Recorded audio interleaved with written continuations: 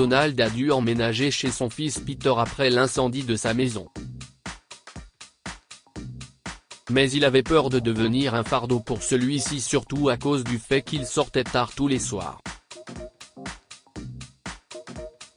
Par conséquent, le vieil homme a décidé d'aller dans une maison de retraite. Mais son fils lui réservait une très belle surprise. Je vous le dis, Donald. Votre fils va bientôt devenir dingue et il va vous demander de déménager. Il vaut mieux être prévoyant et trouver autre chose avant que cela n'arrive et que votre relation ne pâtisse, avait entendu Donald Marie dire une fois de plus. Elle parlait de cela depuis qu'il s'était assis sous le porche de la maison de son fils pour boire une tasse de thé. La maison de Donald Harper avait brûlé 2 mois plus tôt. À la même époque, il avait été victime d'une crise cardiaque à son retour du supermarché. Il avait été transporté à l'hôpital, et son fils Peter et sa femme avaient insisté pour qu'il emménage avec eux afin de poursuivre sa convalescence.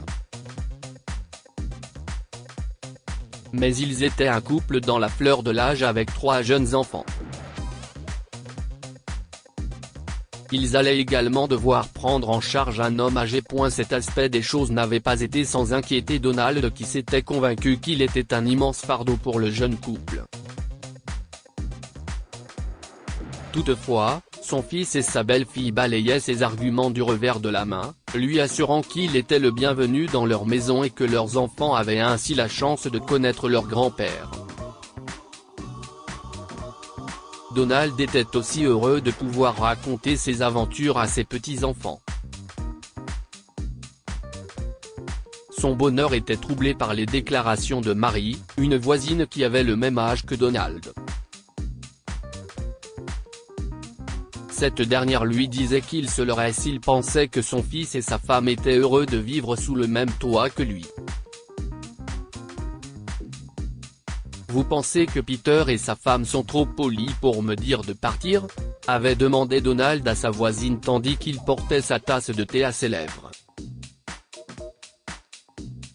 Marie fit de même avant de répondre d'un hochement de tête véhément.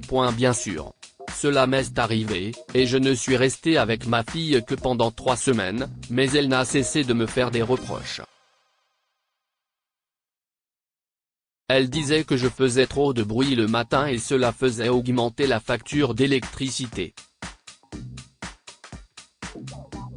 Ma maison ayant seulement été fumigée, je n'avais qu'une hâte, rentrer chez moi, avait-elle expliqué à Donald avant d'ajouter tristement, nous ne nous sommes pas parlé depuis un moment à cause de cela. À ces mots, Donald se mit à réfléchir et se prit à penser que Marie avait peut-être raison. De toute évidence, son fils était trop poli pour lui demander de partir. Une impression renforcée par le fait que depuis qu'il vivait chez son fils, ni ce dernier, ni sa femme n'avaient eu un mot désobligeant à son égard. En outre, Peter et Sandra s'absentaient souvent et rentraient de plus en plus tard à mesure que le temps passait. Donald était certes heureux de garder ses petits-enfants, mais il lui arrivait de penser que le couple était malheureux de vivre avec lui.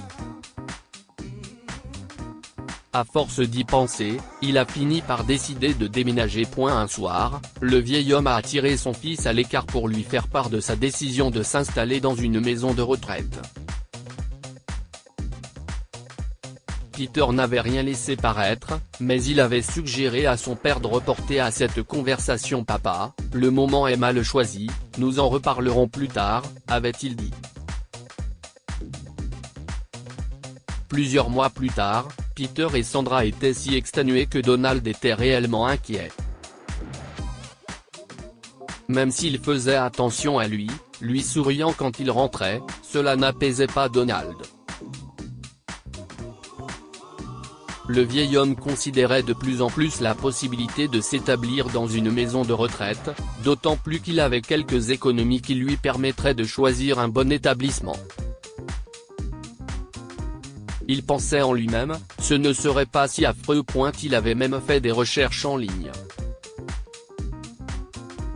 Ce qui lui avait permis de trouver une maison de retraite dans le quartier de Chesapeake, en Virginie, non loin de la maison de Peter.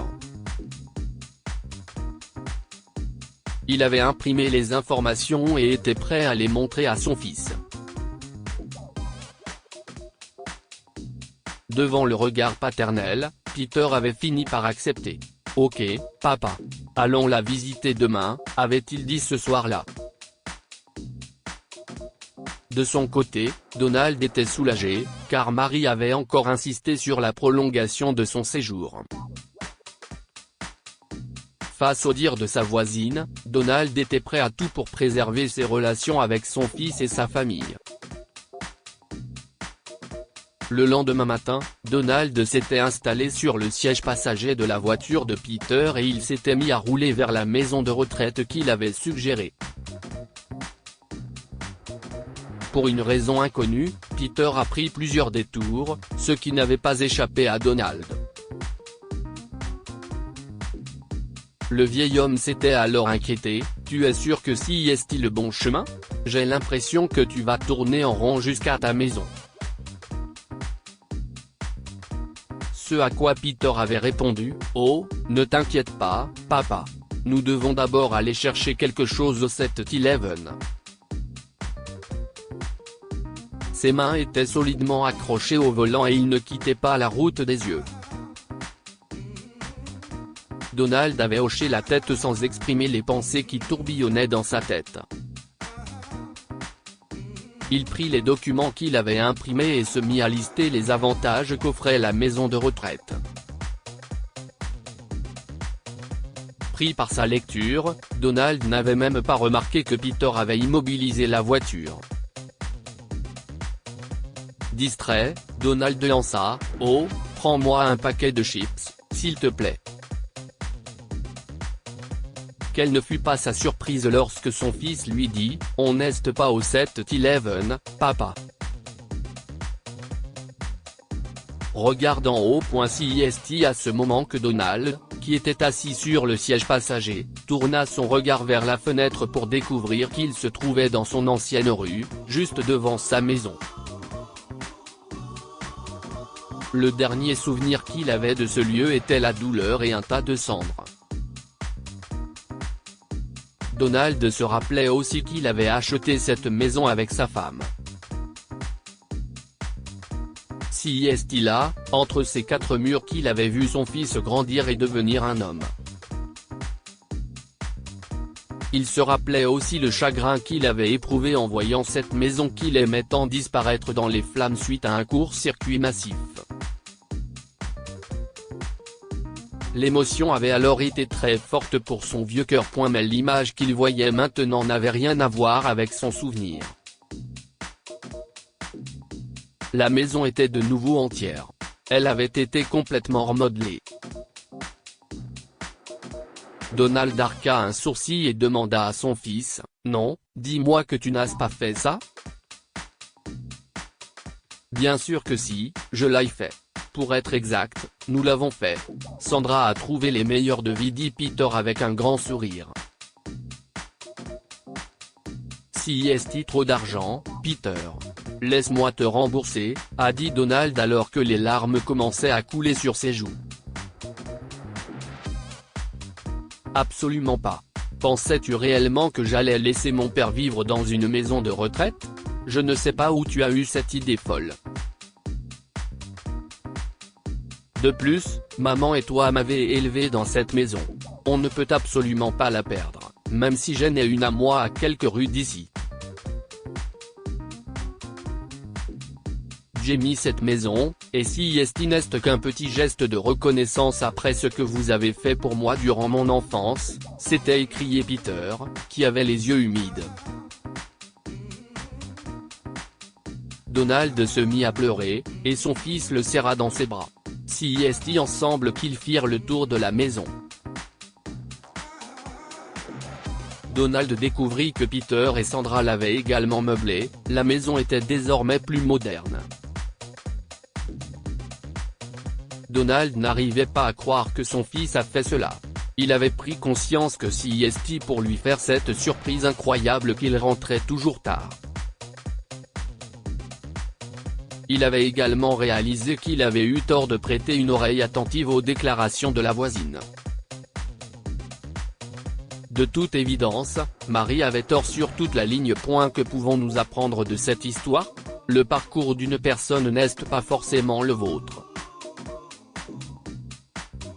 Marie a dit à Donald que son fils se lasserait de sa présence dans sa maison, au vu de sa propre expérience, mais elle s'est complètement trompée.